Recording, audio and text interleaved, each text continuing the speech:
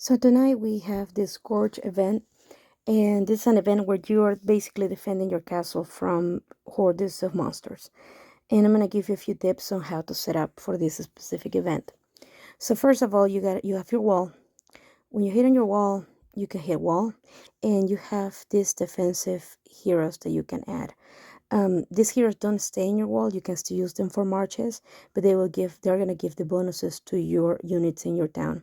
So for instance, since most of my units in my city are cavalry, I'm gonna use my cavalry heroes like I would do in my regular setup, in my regular march setup. And now my cavalry attack and defense is just exactly how my march is.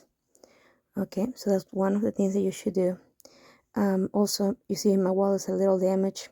If you hit build, you can hit repair.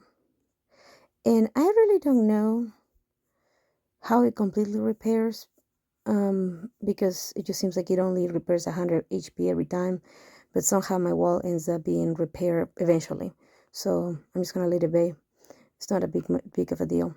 Another thing that you can do is go to your bag and use military buffs. So for instance, you can use a defense buff or an attack buff. Those will apply to your castle, so to all the units that you have. So if I use that and I use one of these, they're not like super strong, but they're something, right? The other thing that you can do is make sure that your talents are set up in the military range.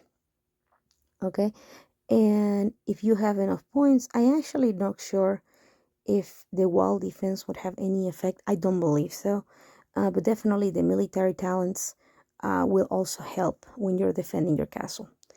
Yep, and that is basically the three things that you can do. Oh, and one more thing, if you want to reinforce somebody else, say I want to reinforce this player right here, you would hit reinforce, right? And you can reinforce them with any of your units that you want. I would recommend not doing it from the very beginning.